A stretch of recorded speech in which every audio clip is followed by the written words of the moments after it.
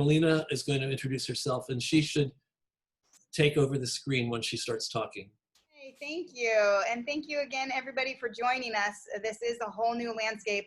And I have to say, first off, thank you to Bob for asking me to do this, because I was really kind of waiting around for somebody else to break all this down, and it wasn't happening. And actually, the purpose of my work, another way, is to, when it's not working for you, to just do it yourself. So this is all meant to be a very broad introduction of the landscape and the different platforms. And I encourage you all to explore them yourselves and to find your way within this landscape, a way that works for you, because there are a lot of options and a lot of different ways to go. And from what I've seen so far, there isn't one way that is better than the others. I'll give you my suggestions, but it also depends on how tech savvy you are and how much equipment you have and what your show is and what your audience is. So, so this is going to be a general review. I am going to share my screen because, as I said, they're complicated. This is a complicated landscape, and the names of these platforms are confusing, and so it'll just be easier for me to show you. I'm just going to go to the websites of all of these to show you so you can see all that. And I'll try to, actually I might not be able to, but you'll be able to see the link in the URL up the top there for each one.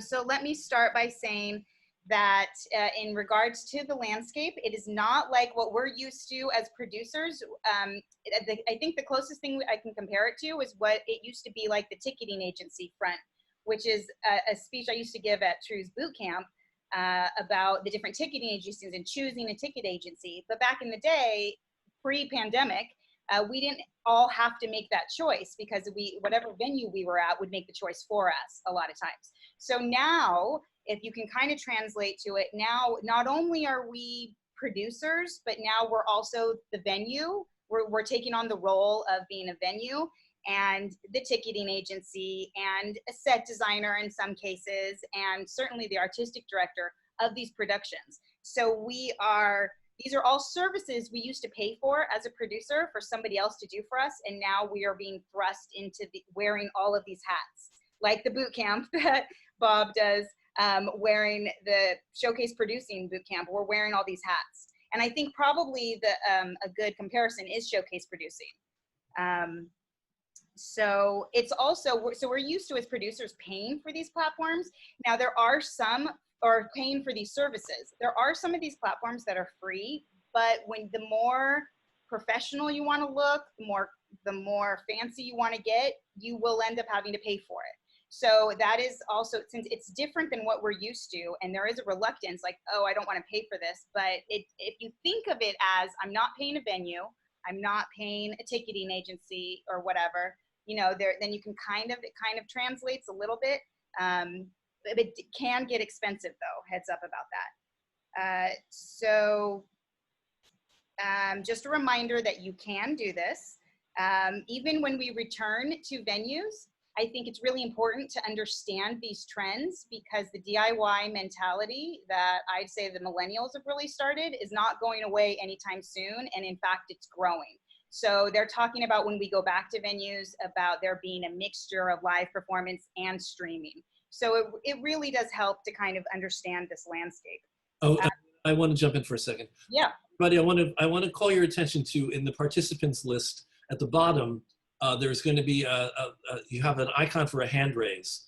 So I encourage you, if you have questions as Emeleena's going through the information, raise your hand. We're going to keep an eye out for your hand raise, and we're going to try to answer your questions as we go along. In some cases, we may say we're going to answer that later, but raise your hand so we know that you have a question, okay? Yeah, and when I'm going through each platform, I would just make the request that you wait till the end of my kind of explanation about the platform, and then I can answer a few questions about each platform. But just a reminder that I'm not an expert on any of these. I have not myself done a show or a reading on any of these platforms, but I will ask Kate and maybe somebody else to explain their experiences with that, depending on how much time. This is really just meant to be a broad overview, and I will also show you how to get these resources. So just a few notes on mindset going into this. We tend to focus on what we don't have, what we've lost, because we're also used to performing in a venue. So that's the idea of focusing on what we don't have is kind of considered the scarcity mindset. So I encourage you to focus on all the tools that are available. They are foreign and they are different, but there are a lot of tools out there to help you. So I think that's promising. Also, again, this is a mindset thing, but you kind of have to disconnect now that we are no longer bound by geography.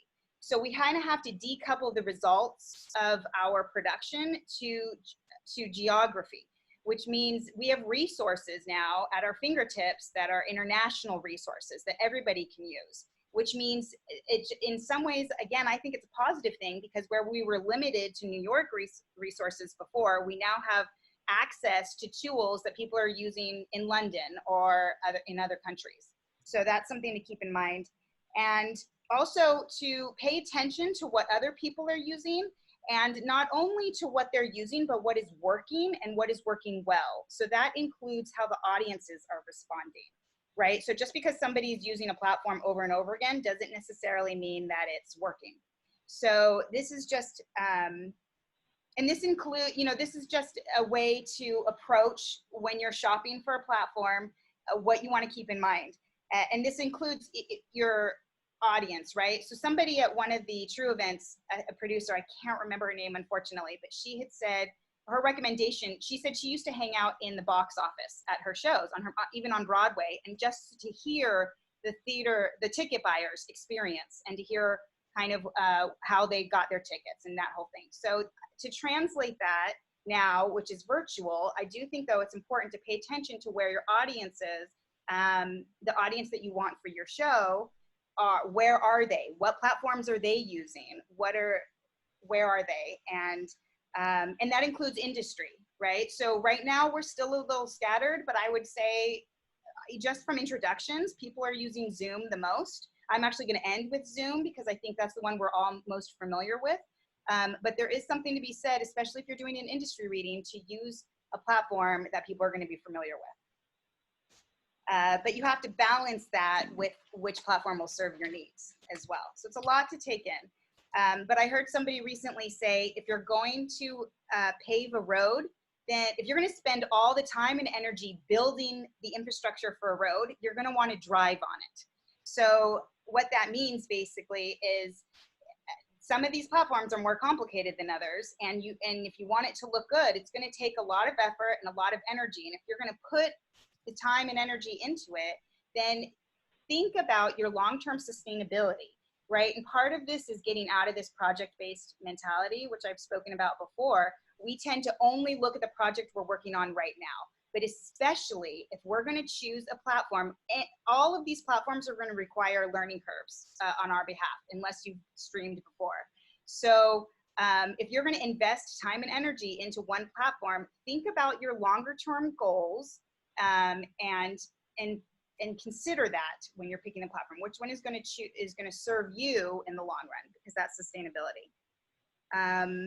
Also, equipment is really important to this landscape, right? So your internet, how strong is your internet? What kind of microphones, headsets are you using? That's part of the investment in this. Again, you're saving money from a venue, but it does cost money to build all this. So if you've got a bunch of actors, you're going to want to make sure all of them have proper internet. So now, does that mean we as producers are going to have to pay for our artists' internet? Well, in the business world, that's what a lot of businesses are doing for the people who are working from home. So again, it's not just about the platform, it's also about the equipment you're using for your production. Okay, so the four things I am going to cover for every platform is its functionality, as in what are the features that each one has, the platforms that they stream to, almost all of them, as in social platforms, as in do they stream to Facebook, do they stream to YouTube, almost all of them right now have delays when they stream to different platforms. So it's hard to get as far as a Q&A goes, it's hard to get it in real time. If you're on one platform streaming to Facebook and YouTube, if you get comments from YouTube, there's going to be a delay. it's complicated. So just a heads up that there is a delay there though. I'm also going to cover pricing. The pricing is also really complicated. I started out just wanting to tell you a price range for each one, and it's too complicated. So that's where I'm going to go to each website and show you all their packages. I'm not going to review them all. You can review them on your own, but it is like a buffet of services. So it depends on which services are most important to you, and is what price point you're going to pick. And yeah, and even, you know, oh, the last one is accessibility, which is how easy is their platform to navigate. I'm gonna do it based on, I'm gonna give it a score between 1 and 10 to tell you how easy I think the platform will be to navigate. And one of the complicated things is actually the pricing. So not all of these sites did I find it easy to get to the pricing page. So it requires a little bit of extra research. Like I just Googled the name of the platform pricing, because I knew that they would have somewhere a page on pricing, but it's hidden on some of them. So that's the accessibility part of it, how complicated it is. And lastly, rehearsals are always really important with any platform. With all these components and elements that I was talking about, you're going to want to rehearse to iron out the kinks of internet problems and or meet early, you know, to try to get all those kinks out before the day of the performance, because as we've all seen, even with that, things can go wrong. So, you know, there is a really interesting new position that's emerging of stage manager. The stage manager traditional position does not translate directly to an online. It's different skills, but the position is still there. Somebody who can do the tech. Yeah, Bob. I just wanted to say that it's not always the stage manager. Jim Kierstead last week, I think it was last week, talked about the fact that as the producer of his virtual presentations, he likes to be the person that handles all the tech. He actually oversees the tech. So it's just a question of having somebody fill that role. Yes. It's kind of, all of the roles are changing right now. So we need to talk about that at some point. That may not be the focus for today, but it will be the focus of a future presentation. I think that's a good idea. It's another hat for the producer now.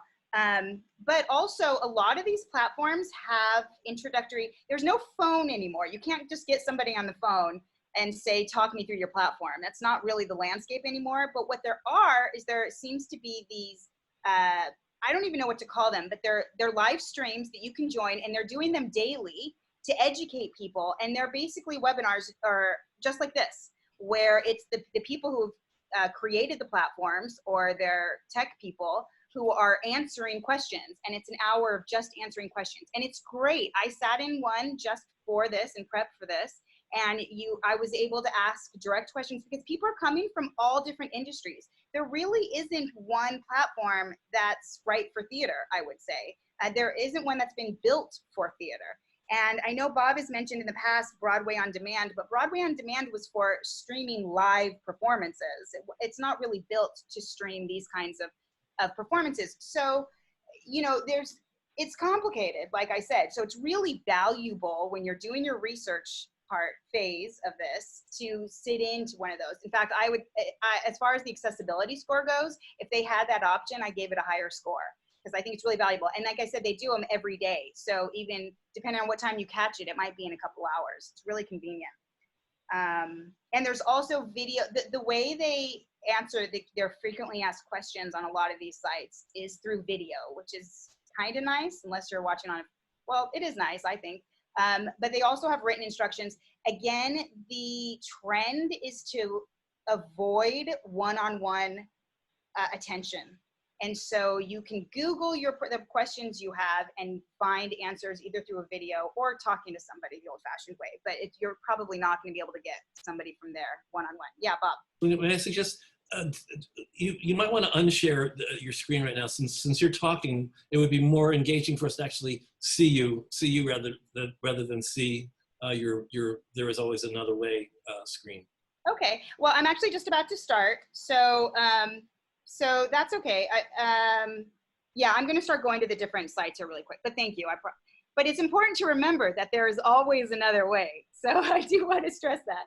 I'm going to start with 3 sites actually that I lumped into one category. These are the ones that I think are the easiest. So I gave them all an accessibility score of 8, and they all have a free level, and the free level just has a little watermark at the corner of the screen with their logo.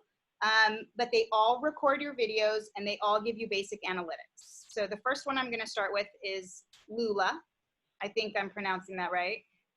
Here's their pricing plans. So Lula has minimal effects, like you can do a poll or you can add music, but you need additional software for a screen share. So really all you're going to get here is the boxes, like the traditional Zoom. It does integrate with OBS, which is another platform I'm going to talk about later. So if you wanted multiple guests on the screen, you'd have to combine it with another platform, which is common with these. A lot of them work together. Otherwise, this platform by itself only allows one person on the screen, I believe. That's what I could gather from it. But it does have unlimited streams. So that means you can have multiple events. This, in my mind, was kind of the bottom tier. Very basic. As far as the socials go, you can stream to YouTube, not Facebook. They do not have a Facebook integration, but they do stream to Instagram, TikTok, Twitter, Twitch, but you can only do one at a time. So that is Lula. The next one is StreamYard that somebody mentioned, which is great. So again, these three, Lula, StreamYard, and BeLive, those are the three that I'm starting with. These I all put in kind of the same category. They all work very similarly, and the pricing is very similar, as you can see. And as when I mentioned the watermark, this is the watermark that I was talking about. This is the duck. For Lula, it's this thing right here. So that's what you'll see at the top of your screen if you choose the free version. So here you can see the what is included in each package. But basically for StreamYard, it does offer the screen share function. It allows up to 6 guests on the screen and 10 guests in the waiting room, which means you can have like a green room area. And if you were doing a play, for instance, you couldn't have more than 6 characters on stage. But if one character left the stage, another character could come on, up to 10 in the green room. So how many audience members do these platforms allow? That it didn't say specifically, so I'm pretty sure. So these are not viable for live streaming. These are viable for recording. They are live streaming, but you know how like with BeLive, you're streaming to another platform. So like on Facebook Live, there isn't a number, there isn't a capacity, and on Instagram, there's not a capacity. It's just the video, and you share the link and people watch the link. So there isn't a number. That doesn't quite translate to these 3 platforms. There isn't a number because it's just streaming to as many people who want to watch the link. So basically comparing it to Zoom, the Zoom Pro level which we have at TRU lets 100 people into the room. That can be speakers as well as audience. Well, that's right. So that's a different room. That's a meeting, right? So Zoom is like a meeting room. These 3 platforms are a stage. Think of it as a stage, actually. So when I say 6 guests in the room and I'm comparing them to actors, it's like actors on stage. So it's not an interactive other people in the room. It's just a stage. And then as many people as get the link. There's also no way to charge tickets on any of these links. We're in the very basic right now. This is just a stream that you can send out. And this one only allows up to 8 hours of streaming. And that's at the $39 level here. So otherwise, which means you can only do like, if your shows are 2 hours each, you can only do 4 shows.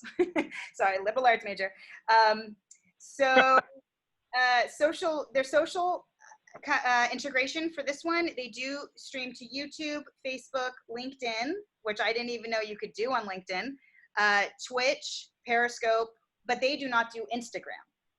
So again, this is why it's complicated. There's these little random things that are different with these. There isn't an a la carte package. It reminds me of printers. When you're buying a printer, it's like you either buy a printer that's great at high volume or a printer that's great at printing photos, but it's really hard to get one that does both. Same with these, except instead of 2 options, you've got a lot, hundreds. So okay, that's StreamYard. Let's move on to Be Live. This is the last of those first three that I was talking about. Be Live is the one that I use for my interviews. I have I call it like a podcast interview series that I interview artists that I believe are doing things another way. I interviewed Bob last week that you can see on the TRU Facebook page. Yesterday, not last week. Oh God, was it yesterday? Yeah, it seems like it was so long ago. Yeah, lots happening. But what I do is I stream through Be Live, which goes to my Facebook. And so it was streamed live on Facebook. Then I was able to download. So when I said all of these have recording capabilities, you can download the video. So after I download the video from my Be Live stream, I post it on YouTube. And I shared the YouTube link onto TRU's page. So the only downside with that is that I lose views. I get a ton of views because view counts matter to people. So I get a ton of views for the live version, and those I lose those when I put it on YouTube. I have to start, my count starts at the bottom. So that's, again, a small nuance if that matters to you. This one does have a screen share, video, and photo share component, which is helpful if you want to have static things that you want to share during your stream. Up to 4 guests on the screen and 10 in the room waiting in the wings. So this is fewer guests on stage. And they offer up to 8 hours streaming. Yeah. So, oh, and this is for, as far as accessibility goes, I love it when they do these, because then you can see all of these things, and you can, that little symbol next to it tells you a little bit more about what each one means. So again, I encourage you to go back to all of these. Also, each one of these sites, I didn't point it out, but each one of them has this. The price changes if you are billed monthly or if you're billed annually. That's why the pricing is so complicated. Things really radically change depending on how all of these defaulted to billing annually. So you see the price goes up when you change it to monthly. What was the other one? Lula. Okay, so that's the bottom tier. Are there any questions about those 3? And I can't see because I'm sharing my screen, Bob. So I can stop for a second, actually. Guys, any hand raises? Okay, great. I'm just going to pipe in real quickly. Hi, everybody. In my day job, I actually work for LinkedIn, and I can answer questions about LinkedIn Live, the streaming platform. It's actually not completely publicly yet. It's just coming out now, and you have to apply to get access to it. It's really a business platform. It's not designed for the arts, but it's like any other streaming platform, like you said, that once you're streaming to it, it's an unlimited audience. And it might actually not be bad for maybe industry readings at some point. That might be the direction for industry readings. So that's absolutely. We're using it internally. We're actually using it with StreamYard. So we're using StreamYard internally to build the stream, and then we're projecting to LinkedIn Live. Great, cool, thank you. Jeffrey Siegel has his hand up, and Joel Krantz and Larry Daggett. Let's start with Jeffrey. There we go. Okay, hi, sorry. Yeah, I saw that StreamYard had a green screen function. Were you looking at that when you were looking at features? Because when we're thinking about producing theater and trying to create the illusion that people are in the room, one of the thoughts is that we green screen the backgrounds as a way of unifying them in a scene. Yeah, I'd say if you're interested in doing that, those are not the best platforms. I will get to actually the next one I'm going to cover has a lot more flexibility with that. But there are ways, if that's important to you, then when you're researching them, you find one that you can do that with. You know, they also don't show up under the features. You know, there was just coming up with that rubric that I came up with in the beginning there was really challenging. I didn't even come up with that until after I had researched all of them, because just finding the similarities, things to compare them, was really complicated. They talk different languages. So if that's something that's important to you, you might have to, that might not even be in the frequently asked questions. You might just have to Google, can I do a green screen? You know, or you might have to show up to their demos and ask about it. Joel Krantz. You mentioned that these were stage platforms as opposed to like a Zoom which is not that. Can you give us more information on what the difference is? What do you mean by a stage platform? Well, I think that's going to come up more when she goes to the next tier. Are you going to start when you?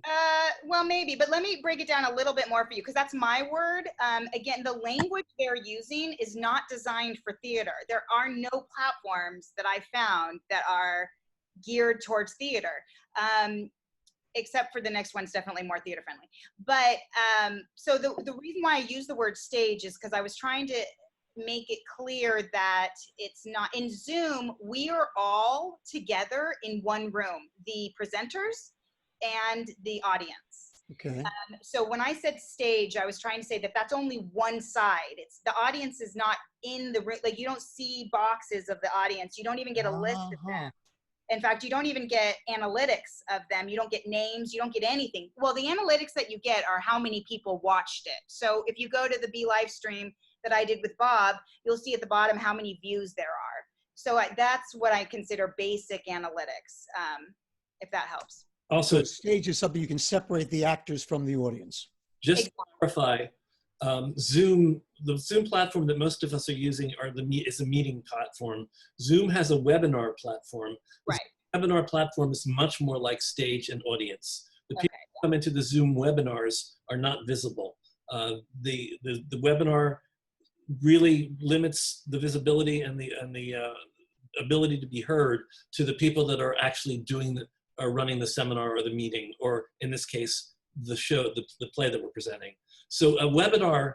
We'll get to Zoom. Let me hold off on that till I get to Zoom, if it's okay. Okay. Okay. So I'm going to move on, if it's okay, to the next one, because the next one is where Larry, did you want to say anything before we lower you? Yeah, I have a question for you about StreamYard.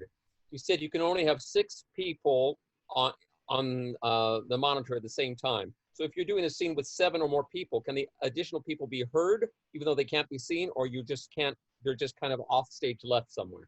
They're off in the stages. Yeah, no, they can't be heard either. Okay, That's so a good question. all right, thank you. Yeah, sure. And Gloria Rosen, last question. I'm trying to unmute you. I feel like you're unmuting at the same time that I'm unmuting. I got it. Okay. Am I got it? Yeah. This may be for another more advanced, but I use an interpreter for my show, and I don't know whether these basics would allow for that, or whether I would need a more sophisticated system where myself and my interpreter could see me. I don't really know how that works yet. If you, for this level, you would both have to be on stage at the same time, and you would be equal. Like there's no way to minimize them or anything, although there is on these other platforms. But if you, they would just have to be one of the people on stage. Okay, but on the other platforms, it would be minimized. Yeah, there's more flexibility, but I don't think anything's designed for that. That would probably be a question I would ask. That's so specific that I would ask that at one of the demos, and they would probably be able to tell you a workaround to make it to make it look better. But the only platform that really lets you move people around is Twitch, which I actually discourage, and I'll get to that last. But unfortunately, that is the only one that really, well, there's some flexibility in this next platform, but yeah. Other quick. No, I'm sorry, I muted you. Okay, because I wanted to move on. Okay, you can ask it later if it comes up again. Okay, so this next platform is OBS. OBS Project. Now this one is the most complicated. Here we go. Out of all of them, there is, you download the platform, so it's free. So you don't have to pay for OBS, but you are going to have to connect it to one of the other platforms. So there's a lot of flexibility in this platform, however. So there's good reason to do it. In fact, this one has the most features, the most, like you might be able to figure out a way in this platform to make your translator smaller. I have not used this, but from what I could tell, that this is how complicated it gets though, is that you can see these, images, you can do all of this stuff on the screen. You can do your audio here. You can get really specific with your audio. Yeah, Bob? Doesn't OBS require that you actually have your own server No, the reason why you thought that is because it may be too much for your computer. In which case you would need an external server because it takes up a lot of space on your, it takes up memory, it takes up power. It's a big program. It's like having, what's the video design, like InDesign, not InDesign, but the one that, the fancy video editing programs. I'm sorry, I don't remember the name of them, but it's a big program. So if your computer, like my little laptop, I'm too scared to open it because I think it will crash it. It's a big, it's like maybe Isadora in theater. A lot of designers use Isadora, and even, oh, what's the other one that came up in one of those emails recently? QLab. It's like QLab in that regard, where usually one person, you get somebody one of the tech people who has QLab to come, and they have a computer that's kind of dedicated to QLab. So it doesn't require its own server, but you want to make sure you have enough room for it on your computer to do it. But the other great thing about this one is that you can edit and you can create scenes, you can create videos, you can change the backgrounds. So to answer Jeffrey's question, I think this one has the most flexibility as far as backgrounds. You can upload pictures. Again, it's all this editing stuff. This one though, I gave it an accessibility score of 2 because it's very tech heavy. Right? So most producers, we're used to hiring somebody else to do this tech stuff for us. But it's cool. And I think hands down out of all of them, and again, this works, you need to have one of the other platforms to stream this through, which I'm gonna go to next. But this one will look the most professional. And my friend from the public, who was unfortunately not able to come, she's been using this one for all of her readings, and she spends a lot of time, basically, that's why I said that we're now like set designers, because she sets the scene. Each scene, you can have multiple scenes in a show. So if you really wanted to do a full-length show, not a reading, but a show, I'd say this is the platform to go with. And you'd either hire somebody who understands it or invest your time into learning it. So advanced video and audio, multiple scenes, you can, multiple sources. So if you can have video coming in, you can have like a game, gamers use it. The point is though, it's like, you could have a game going on, a video going on, a webcam going on, all in one scene, which is why it's really great, I think, for like live theater, right? Because you can have so many different things. This is where the tech comes in though. So let your imagination go wild for there. You can rehearse in this one live. Elizabeth, did you have a question? Yes. When you say an all-in-one, does that mean you would see 2 or 3 actors in the same frame instead of the boxes? No. They're still boxes. They're still boxes. Yeah, but all in the same frame, yes. But they're still boxes. And in the video and the game and the webcam, all of that stuff, well, the webcam basically is the actors, is all in the same frame. In the one big frame, but the actors are still not looking like they're in the same literal room. Yeah, but you can, I believe through this OBS, you can give them backgrounds. So it would look like they were the same background. Yeah.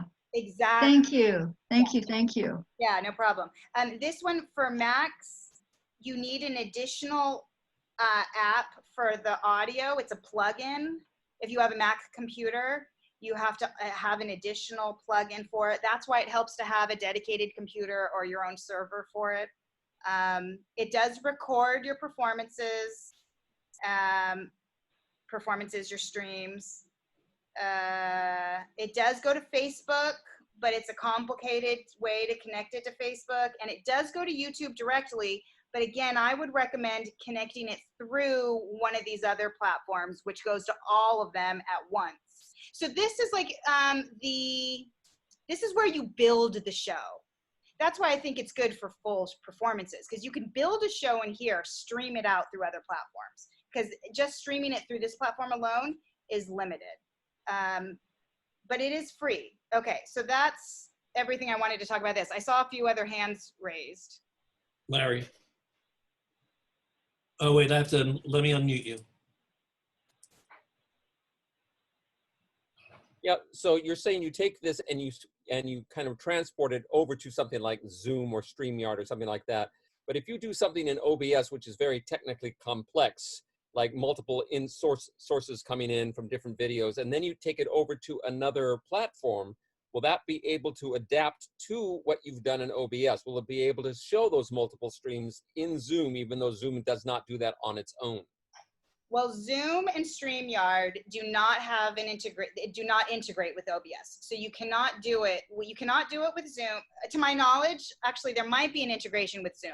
We haven't gotten to Zoom yet, so I don't. I'd have to check my notes. But I know that for sure the 3 that I've already covered, it does not have a connection to. As far as the ones that it does have an integration with, think of it as a funnel. The other ones are a funnel. So the product, you create in OBS and you just push it through the other ones. So, but they need to have what's called an integration. I don't know how they do it, but Yeah, but that's how it works, kind of. So what are those platforms that it funnels to? Well, the one that I recommend the most is Crowdcast, and that's the one I'm going to go over next. Thank you. Larry, what I wanted to clarify was, you were saying, could you Zoom it? Could you stream it through Zoom? Zoom is not a streaming platform. Zoom is a platform. It's the creative platform. The streaming platforms are YouTube, Vimeo. Right. There's Facebook will stream you.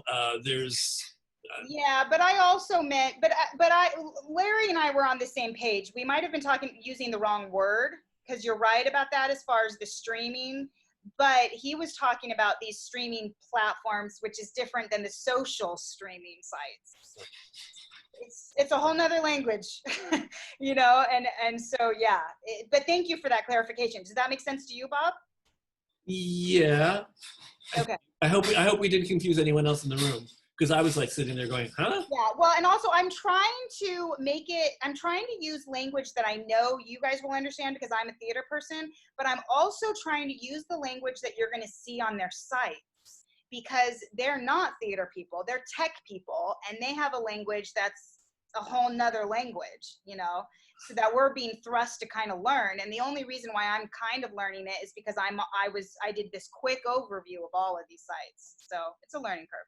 Gloria, do you still need to ask your question? Yeah, just very quickly, because it's something that she mentioned, which is QLab, and that is something that I have on my computer. Now, do I have to plug that into whatever this thing is, or can I just use it in the background, or do I have to somehow attach it? Well, you see how download and start on here somewhere. It should talk about you need to have one of these operating systems, and let's see, be a support. So it's got to be a specific. It's got to be you've got to have the capability in your computer. It has nothing to do with QLab. I just compared it. It's like apples and oranges with QLab. I compared it to QLab because most people understand that QLab needs its own space. It needs a lot of space. So when you can do some more research on here to make sure that your computer can handle it, like right here, you know, if you do not, like I don't have a Mac that's 1013 plus, so I wouldn't be able to download it. So you need to have a computer that can hold it. That's helpful. Thank you very much. Sure, no problem. I'm going to plow forward because we've only got, the time is going fast. The next one is Crowdcast, which I would suggest using OBS through Crowdcast.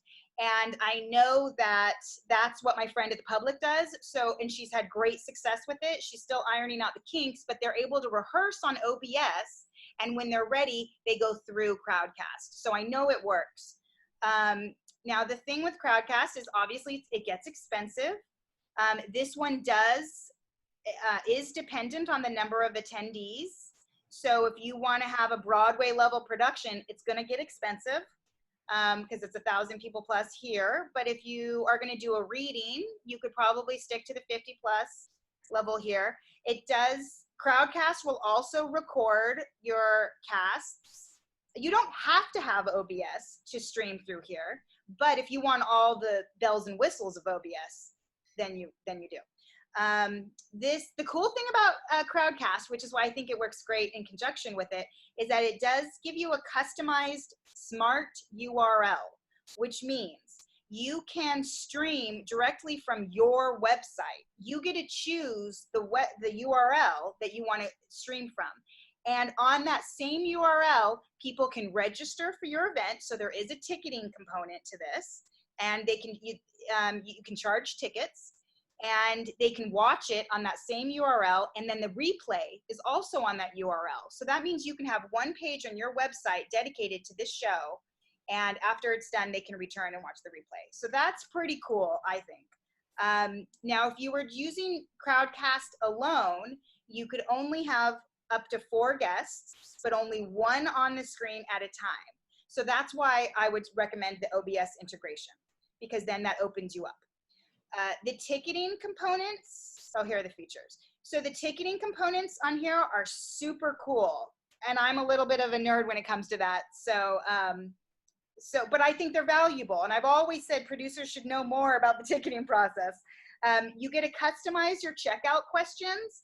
It's kind of like Eventbrite, I guess, in that regard, which is cool because you can ask people where they heard about your show. You can ask them for their email addresses. You can ask them whatever you want because you get to pick the questions.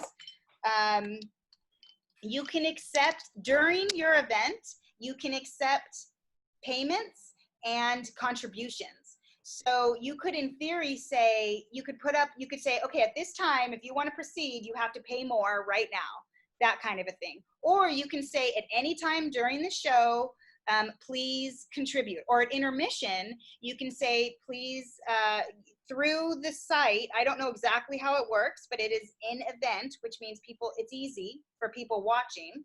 They can contribute to you, which is awesome. So it keeps the money flow coming in. So from a producer's point of view, the ticketing component is huge.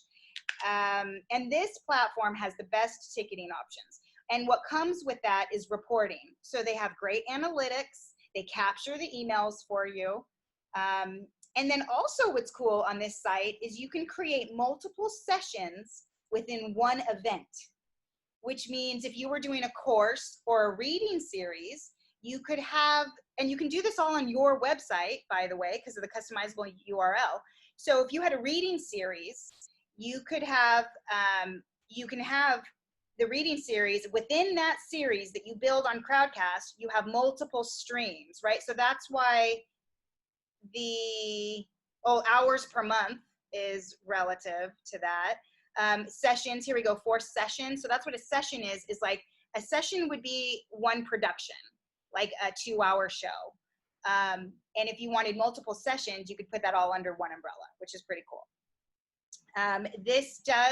So from this site, you can stream to Facebook, YouTube, and Periscope.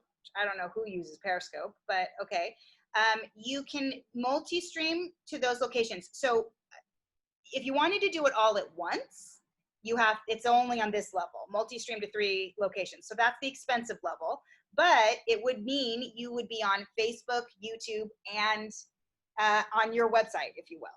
So that's really cool. So we're starting to get into some of the cool features, I think, with this site. And then lastly, I give this one an accessibility score of 5. I think it's pretty user-friendly, but it is complicated. So, okay, we'll take a couple questions. I saw a few hand raises, but they're gone now, so I don't remember who they were. David Gassner?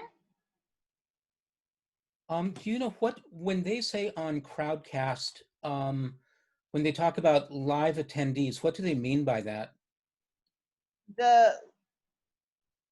Like on the pricing model, it says on the starter tier, it says live attendees 50+, but then you can also broadcast to the streaming platforms like YouTube. So what distinguishes the live attendees from the streaming platform? Right, I'm pretty sure, I didn't write it down. I'm pretty sure it's this platform that what it does is it only charges you based on, let me see. Right. They only charge you based on who actually shows up. That's right. So if you have 100 people register, you're not paying not 100 people will count towards your 50 in this case. Only the people who show up count towards the 50. If you go over 50, you'll be charged 15 cents extra. So that's what the live attendees are. That includes your performers. I'm going to take a leap of faith here, and I think what they're talking about is what we're doing right now. We have live attendees because we're live streaming. This goes back to the basic problem that we have of talking about live streaming and streaming as the same thing, and they're not. Live streaming is the live presentation where you're recording the whole thing. Streaming is going out, it's not in the live room. It can be live streaming from your live stream, but there's always going to be a 20-second gap. There's a latency on that. Only on the social platform. And in this particular case, what they mean on this website, when they say live, what they mean is the people who show up. Thank you. Thinking not. No, this is the one I went to the demo on. And that was actually one of the questions. Because the question was, do my performers or the people, my panelists, whoever is on screen, do they count as towards my count of live attendees? And they said, yeah. So that was in the demo that I went to. I'm sorry. The way I'm seeing it is live is basically what we're doing now. We've got 50 people in the room with us right now. It's live. We're recording it. We're going to stream it later. When we stream it later, it's no longer live. It can be, it goes. Well, on this site, you're not going to, there is no not live. There is only live on this site. That's why in OBS you can rehearse, but you're going to go live through this site. There is no not live, if that makes sense. Well, I'm still not seeing it that way. I'm being stubborn. I think that live means the people who can interact with you, who are in the room with you. No. When it's no, it doesn't. It doesn't, Bob. I love you, but it doesn't. It means the people who have shown up. So it records like views for, well, it's not views. It's the people who show up. So keep in mind, this is ticketed. These are ticketed events here. So if they've registered and for a ticket and they show up, they don't say anything. They don't have to participate, but if they show up, they are counting towards your count. All right. For this site. Yeah, and so that's why right here, it says you can have unlimited user registers for this event, but you only pay for the people who show up live. So it doesn't mean participate live, just show up. They're just there. That's how they make their money, I guess, because it's. And it's 15 cents for everybody above 50 or above whatever the. Right, exactly. That's what I didn't understand earlier. I was seeing 50 plus, 100 plus, 250 plus. What is the plus? The plus means you pay for the additional attendees. Exactly. Yeah, it's complicated. But go to the demo. This one is, like I said, this is the one that I went to. It's every day. They were really friendly. They answered almost all the questions. Yeah, it's really great. Let me bang out the last couple ones so I don't go too far over. I'm going to end with Zoom. One question. Sure. You said on this platform that you can only have 4 guests and only 1 is on screen. How could you put on a play? Right. How could, unless it's a monologue. That's if you're using this platform only. But that's why I recommend using OBS and using this platform as a funnel, because OBS is not live. You're not paying for it. You're not paying for anybody. But in order to get it out through the platforms, in order to do ticketing and all these other things, you got to push it through this platform. We got a room full of hand raises right now. Well, question for you, Bob, because I still have 2 more to go. Do you want me to, I think we should definitely I can bang out Twitch really fast, and Zoom will actually be relatively fast too. Should okay. I bang those out real quick? Guys, remember your questions. We're gonna lower hands right now. You'll raise your hand later. Oh, Janet Conrad had a question. Oh, Janet, what's your question? Even known to look for. Do you think that in the future people will become producers who've mastered this information and work with theater people to help them bring forward it so that the learning curve isn't too daunting for people who want to use these platforms? Well, to be honest, for fear of sounding pessimistic, because I'm actually an optimistic person, I think what's more likely to happen is that people will become masters of these platforms and they'll eclipse all the people who are not. Hopefully there will be a few people who will make it their business to train people on it.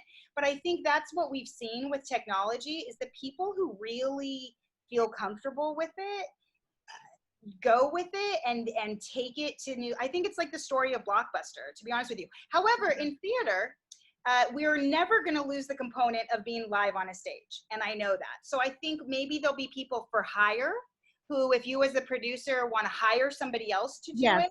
Yeah, I think that's possible. I guess that's the same thing, but I think it's going to be moving at a really fast pace, because and that's what I learned by going to this demo. And there were people in there who were doing like American Idol type shows. And I mean, nobody was doing a theater show. I think in some ways, you know, we're a little late to the punch. So I'm encouraging you guys. That's why I wanted to give a broad version of all of these things too, because any one of these is going to take a deep dive, and you can hire people. If you can find people who know it, you can hire them right now in the theater world, other than at least that I know, my friend at the Public, and she wasn't even able to come today. So, because she's so busy, because she's so fast paced, you know, because she's keeping up with all of this. So I think that's going to be a challenge. That was an excellent meeting. Thank you, TRU and Emileena. Platforms to go through. So Emileena, like, race through the last three. Which are one of the last three the ones that you actually give the top scores to, or no? No, there's only two left. The top scores go to OBS and Crowdcast. Okay. So we've covered those. But they're also the most complicated. So, you know, take it as it is. Really quickly, Twitch. I wanted to cover Twitch because I feel like we've heard about it, and certainly in the music world, people are like all agog over it. But it's not really realistic for theater, because it's a platform in and of itself. It's a social platform like TikTok or Vine, if you remember Vine. So in order to watch anything on Twitch, you have to be a subscriber, and that's how they don't even have traditional pricing. They have subscription models, and you can make money through advertising the same way you do on YouTube. But what Twitch does have is it has multiple camera angles and views. You can move the boxes around. You can interact with your audiences. But they say on their platform, they talk about having really high-end equipment. So the accessibility level here is a 2, because if you're not already on Twitch, I think it's really complicated to get that. So that's Twitch. And then lastly is Zoom. The last one that I'm going to cover is Zoom. And I'll just give you a brief rough down, and then maybe we can take some questions. Or do you want to take some questions before we get to Zoom? Let's do Zoom, and let's also bring Kate into the conversation. Exactly. Yeah, because I'd like to hear from Kate. Okay, so Zoom really quickly, as we know, let's see the pricing here. Zoom is up to 100 panelists, which means 100 people on screen at one time, and 1,000 participants. So this is where I think Bob got confused, because if you started on Zoom, so your language is Zoom, which means that you can have 1,000 people in the meeting, but you're only going to be able to see 100 of them at once. That's not true. Okay. No, don't. We can't tell people that. Zoom limits you to 100 people in the room, period. That's right here. It says includes 1,000 participants. Well, that's at a different level. Well, that's what I'm saying. I'm just giving you a broad overview. You get to choose which level you want based on what you need. But I'm telling you everything that is available. If you want 1,000 participants, you can do it on Zoom. That's new. That's new pricing, actually, because when I was buying Zoom, this was the 1,000 participants was like $60 a month. Well, it's changing rapidly because they've figured out that people are paying attention. Duration wise, you can do up to 24 hours in a Zoom room, which if you wanted to have a 24-hour, I guess 24-hour theater festival, that might be interesting. Oh, no. Emileena, let me explain this. This is what it is. It says $19.99 a month per host. So it's every host that you actually add is an additional $19.99 a month. This is why this becomes more expensive. So yeah, I encourage everybody to research what you want. If it's, to be honest, Bob, most people I think are not going to want 1,000 participants, so it's not relevant. But it does have the capacity for it. So if you're really interested, do the research, I would say, because neither one of us are experts at this, and find out how to do it. It may not be worth your price, you know what I mean? But but it is possible somehow. There, you can record up to 1 gigabyte. I don't know how long a show 1 gigabyte is, but that's 1 gigabyte. You can do screen share and backgrounds. Obviously, you can do breakout rooms, which is pretty cool. It does go to Facebook, but there is a problem with, apparently, with the Facebook just has a Facebook Live producer part to it that is new, and Zoom does not integrate well with that. So it said if you want to go on Facebook, when it asks you to do Facebook Live producer, you have to say no. It's complicated. I don't get it. But if you want to stream to Facebook from Zoom, you can. You just need to read how to do it. And YouTube, same thing, 20-second delay. And then there's the webinars. The webinars hides, gives you the hand raise, and I thought there is I believe in the webinar component, you can hide everybody else except for your panelists. I have been to some Zoom panels where all I see is the people and not all of the guests. There's another page of webinars. It's not this page. So if you actually go back to the top of the pricing, let me explain to you what this actually is. $14.99 a month is for the Pro, which is what we have. That gives you up to 100 participants in the room. The business is $19.99 a month per host, but it starts at 10 hosts. So you actually are paying $199.99 a month. The enterprise, which is the large enterprise ready, is for big businesses, starts at 100 hosts for $1,999 a month. So this pricing is very deceptive. That's right. It's not $19.99. It's but not. You can see down here, all you have to do is click here and you can ask them a question. So again, I'm not going to do that here because I think each person has different needs, and what I would love to do is hear specifically how Kate, I mean, you can also tell us, Bob, how you used it, but I would love to hear from Kate because she's been doing the reading series, maybe about how she's used it. Yeah, Kate might be able to clarify some of this for us. Kate? Sure. So what I do, I'm on the $14.99 now, but there is an option for when I need more, like up to 500. You pay an extra like $50 or something like that to get up to the room for one event. So that's what I can do. You know, I haven't used it yet. I had one reading that went up to like 120, and so it shut it out. But as people started leaving later on, other people got on. So I haven't really needed to. I think I might for Dave Kurkowski's, because already I'm getting a lot of really interested people. So, and I do that because I always have an Eventbrite just to try to gauge how many people are interested in it. And it's a musical, and people are looking to see the technology and how we're going to be doing it. So for Zoom, I'm really happy with just the regular and then buying up if I have to. Because I saw $19.99 a month. I thought that was great until you actually put it in your cart and it shows up as $199 a month. That's what I was trying. That is really false. It's really misleading. Yeah, and Enterprise, the highest, it's going to show up in your cart at $1,999 a month. Anybody who wants to spend $2,000 a month for Zoom can please donate some money to TRU. So. Right, but if you only need it, you know, for a specific event, just have it as an add-on. That's what I'm going to do. The other thing is, and I haven't tried a webinar recently, but back in 2016 and 2017, some of you went to my webinars every month, and I played around with the technology there, and you can get up to 1,000 in the room. And so it's a little different where it's meant to have a teacher.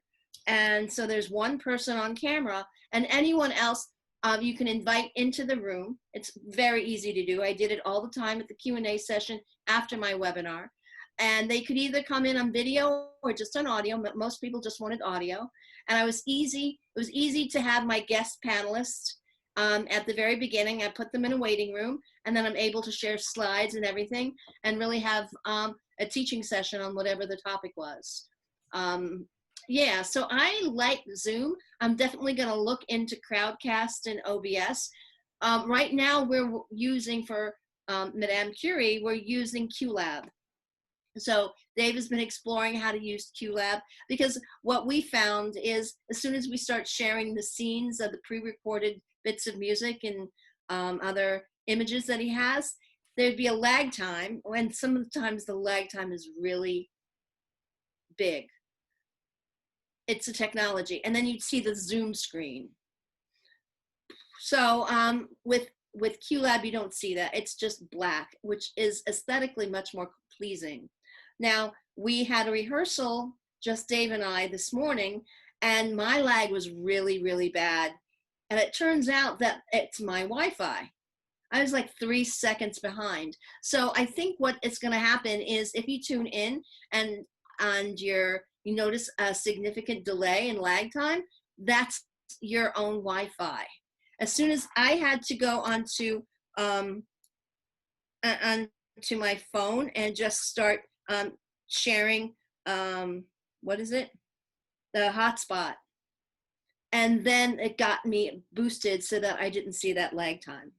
But that's how I have to hold the Monday Night Reading Series anyway, because my Wi-Fi is not capable of doing it, especially when I start hitting the big numbers. So yeah, that's what I'm doing. That's good to know. So it does affect, that internet is kind of the biggest issue with a lot of these internet speeds. He showed me how to download an app called Open Signal. And so his router was at somehow, the download was at 300, whatever it is, I don't know. The number was 300 because he's got a really fast connection. Mine was 17. It's that bad. So as soon as I was able to boost it through my my phone, my data, it got up to 78, and it was good enough for me. So let me also just add to this so that everybody knows, if you don't already know, that if you hardwire your computer into your router rather than use Wi-Fi, you tend to have a better connection. So you get a wire that you plug into the computer, and then you can plug it into your router or your modem. That's how we're set up right now. We don't depend on Wi-Fi. However, I am hardwired, and yet my internet speed is not as fast as it should be. It should be 250, 240 or 250, and it's only about 100 faster than that. I have a MacBook Air, and so there's nothing there for me to put an Ethernet into. So I have to depend on it. Well, I have a desktop computer. Yeah, I mean, also, you know, we're coming into uncharted territories as far as the, you know, these platforms don't necessarily have the bandwidth for as many people using it as are using it. So, you know, one of the webinars I was in the other day was talking about how, like, the new city, since there's supposed to be all this urban flight, is going to be the one, instead of skyscrapers, they're going to invest in infrastructure, like internet infrastructure, because, you know, like this guy from GitLab, which, by the way, is a great source for videos on like how to use tech. He was saying he's in, I forgot which state it was, like Texas maybe, and the internet where he was terrible, you know, and so he, you know, people are going to want to live in the areas that have better internet. So that is an issue that's just unresolved. It is what it is. You know, we're back in the roaring 20s. Yeah. It's going to get better, but we are where we are. Yeah. Do you want to take some more questions? I think Jean had a question. Yeah, if you don't mind. Oh, my picture isn't coming up. In any case, yeah, great presentation, Em. You did a fantastic job. I think it's helpful to point out you can mix and match some of these with ticket services. Recently, for one of the festival shows that we were going to have this summer, we did a fundraiser, and we did it on Zoom. We did the 1,000 participants, And we also linked up with a fundraising service that was able to collect money for either tickets or charity. We did it for a charity. And it was such a surprisingly, it was a phenomenal experience. I think we raised about $18,000, and you know, our cost was de minimis because you can see the prices here, and the ticket service linked with Zoom did a great job. So you can get one of these lower cost opportunities and kind of mesh it with another service should you want to charge for tickets or do a fundraiser or what have you, and really have a nice result. And that's all I really wanted to add. Thank you. Yeah, that's helpful to know. Yeah, a lot of these work together with other plugins, as I call them. So sometimes it's a combination of multiple platforms. It was a great surprise. I certainly didn't expect such a positive result. I thought there were going to be, I mean, if I'm being honest, I thought it was going to be a nightmare. But no, I mean, they did great analytics. They told us exactly how many people were on the presentation and, you know, who gave what and what the total was, and then, you know, made sure the charity got the money. Nice. And also, I also want to point out that a lot people have some great recommendations in the chat as well. If you've been following, you can also save the chat. There's 3 dots at the bottom of the chat if you want to save the chat and review it later. People are putting resources in there and other suggestions, and that's what this is all about, is hearing from people. So thank you for sharing. And also, I wanted to share a link that Jane Dubin had put in earlier, which was a site with Zoom tips, virtual workshop tips from Diane Paulson, who recently presented a virtual workshop for ART of 1776. And so I'll put that link in again.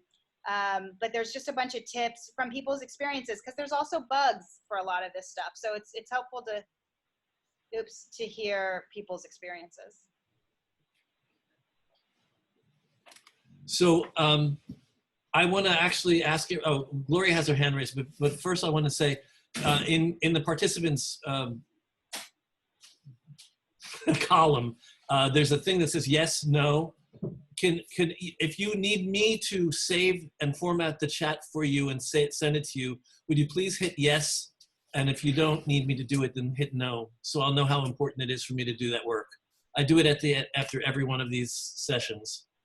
So does everybody know how to click yes or no? Does anybody know how to click yes or no? No. Under participants? We're seeing it count up. Under participants, right? Done. But where are the 3 dots under the chat? Counting up, Bob. Well, if you do those 3 dots, you can download it yourself. It's the most basic document. It's just a text document. I've been doing it for a week, though. I don't know if I need to do it. Is this the yes that's next to raise hand? Yes. Okay. Yeah. So I forget now how I phrase this. Am I asking everybody to say yes if they know how to do it and no if they don't know how to do it? Or you said No. Correct. Yes, if you know. Yes, if you're going to do it. Yes, that we want. That's right. Correct. Yes, if you want it sent to you. Right. Yes. So I got yeses. Okay, so I'll do it again tonight. I do it every week. All right, we'll do. Can I ask a question, Lynn? I think it was Zoom or whatever. You could have unlimited phone-in versus video with all of these, or just maybe Zoom? I've only used Zoom. Did not see that when I was researching, so I'm not sure. But if you know you can do it with Zoom, then I'd say you can definitely do it with Zoom. Certainly with those first 3 platforms that I covered in the very beginning, I gave you basically all the information that was on their sites. So probably not with those 3. Crowdcast is more complicated. OBS is really, like I said, the building site for it. So probably no for OBS. Maybe Crowdcast. I would either go to the demo or Google your question. You can usually find it that way for a specific platform. There's also one other one that I didn't have time to go into called Shindig, which is kind of similar to OBS. There's plenty more, even more than I've given. Wow. And I mean, Shindig is similar to Crowdcast, but I couldn't even find any pricing for Shindig. So you know, they don't answer all the same questions, unfortunately. Right. What do you guys think is the one that people are doing? Maybe I shouldn't say musicals, plays. What is the most common one for plays, readings? Zoom. Zoom, yeah. Zoom. Because people know it. And Zoom was apparently, you know, it was the first one that people all kind of clung to when the pandemic hit.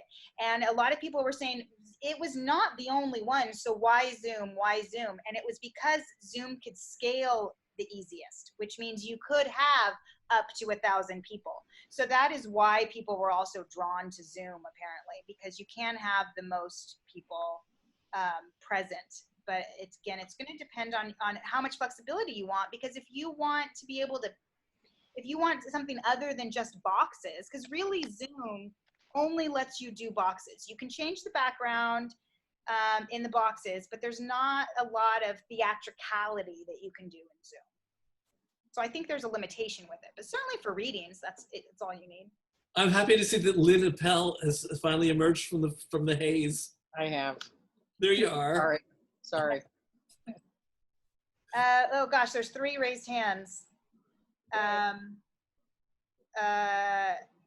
Jeffrey, do you have another question? Trying to unmute you. Okay, there you go. I'm not sure. I think it was the Crowdcast page that was up. It's not down. That was in the pricing. It said 3 multiples. One pricing was you can have 3 multiple streams to one source, one outside, one streaming. I didn't understand. I was trying to get a definition here. When it said you can have 3 multiple streams to one outlet or 3 multiple streams to 3 outlets, was that like your example of the reading series where you've got 3 shows going at once and they're all going up on YouTube at the same time? Is that the idea? Is the multi-stream? Is that what you're talking about? Yeah, I was wondering what that meant exactly. Confused. That is the social streams. So that means YouTube, Facebook, Twitch, Instagram. So it's not what you're sending them to them. It says you can hook up with 3 multi-streams. Is that what that means? Yeah, so Crowdcast will send it to each of those 3. So the social ones are like like another level. You have I would say you have OBS, which is like a design studio, and then you have this level of Zoom, Crowdcast, the 3 I did in the beginning, and then the bottom one, I told you those 3 were the bottom ones, but actually technically the bottom ones are the social. Because you can go on Facebook and YouTube and stream directly from Facebook and YouTube as well. So those are obviously all free as well. So this particular one that you're asking about is talking about the ability to stream from this platform to the social platforms. And I don't know if you happen to see it, but the Les Mis people did an anniversary concert with 25 years worth of their performers. And the way that looked was fabulous. I mean, the tiles were a box of tiles within a larger frame that had a background, a logo decorative background behind it. And they were able to put people side by side when they had scenes going on. They would switch from the larger multi-tile view to the 2-person tile view. Jeffrey, that was post-production. That was all post? That was my question. Yeah. Oh yeah. That's not something OBS will allow you to do? You can do that in OBS though, actually. If you record it and then you take the recording into the OBS studio, you can do that editing in OBS and then download it and use it however you want. Can you edit it live? I think that's why I said. OBS is not live. Okay. Yeah, it's post-production. Post-production. Okay, thanks. David Gassner has had his hand up for a while. I mean, he had it half an hour ago. No, it's only about 2 minutes. So a couple of things. First of all, we've been using Zoom for a show we're coming up this weekend. We learned a couple of things about virtual backgrounds specifically. Virtual backgrounds only work in Zoom if you're on a computer with like a Windows or a Mac computer or on some iPhones. And what we discovered is that when you have a bunch of actors, a lot of the actors are going to be projecting from their cell phones. They may not have a desktop computer. And so virtual backgrounds aren't reliable. Unless you pre-arrange and make sure everybody has the right equipment. The other thing that we've discovered about virtual backgrounds is that different platforms do it better, some worse. Zoom's implementation of virtual backgrounds is actually pretty good. StreamYard's is pretty awful. If you try out the virtual background in StreamYard, it's all fragmented, faces look like they're broken up. It's just not very well done yet. These are all going to get better over time, but if you want to do something a little fancier, you want to experiment a lot in advance and make sure that the platform is going to work for you. The other thing I was going to mention about Zoom specifically is that it's great for readings, but if you're trying to do a performance where you're asking people to pay for it, the problem you have with Zoom is that you're depending on audience behavior for everything to come out right. You have, just like you did here, Bob, you're asking audience to turn off their video, to do certain things the right way. And anyone who's ever been in house management knows that depending on human behavior is dicey at best.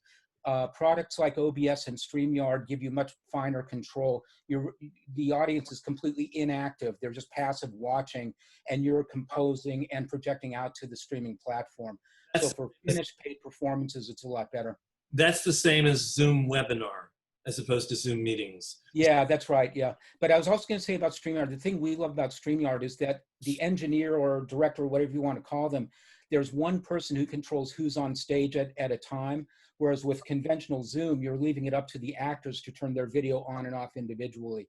Right. And again, it's dicey. So if you're looking for a finished performance, those other platforms are gonna be better. Can I jump in on that? I've been in a video environment, a Zoom environment where they have a tech person, and I think, Bob, you could turn all our videos off and you can mute all of them instantly. Right. Except for those. So there is so when we did the March streams, they had a tech with Zoom tech background who managed the audience pretty well. Yeah. Yeah, you can turn them off. They can turn themselves back on again, though. I don't think you can totally stop it from happening. I believe you That's can. my understanding anyway. You can remove them from the room. Can I ask the question somebody said about copying the chat? You just touch the little tap where you can put a chat in and the word file comes up and then little 3 dots. Yeah. What if you have a word file or a little 3 dots? Where do you find them then? They don't exist on mine. I cannot find it. I'm on an iPad. Do you have a place where you write into the chat where you type? Yes. Oh yeah, I go right now. I'm going into chat, and there's a place at the bottom where it says tap here to chat.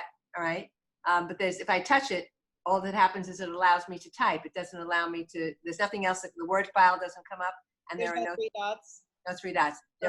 All right, then I guess Bob is just gonna have to send that out. The iPad is different Sorry, than the Bob. computer, I think. Yeah. Sorry, Bob. But it's a great chat today with a lot of information. Yes, it is. And thank you all for bearing with us. I'm sorry I don't have like a silver bullet of like, this is what you should do. There really isn't, I think, right now. So everybody, I want to remind you again that we are suffering great loss in income because we can't do any of our programming where we charge money. So we're not charging money for this.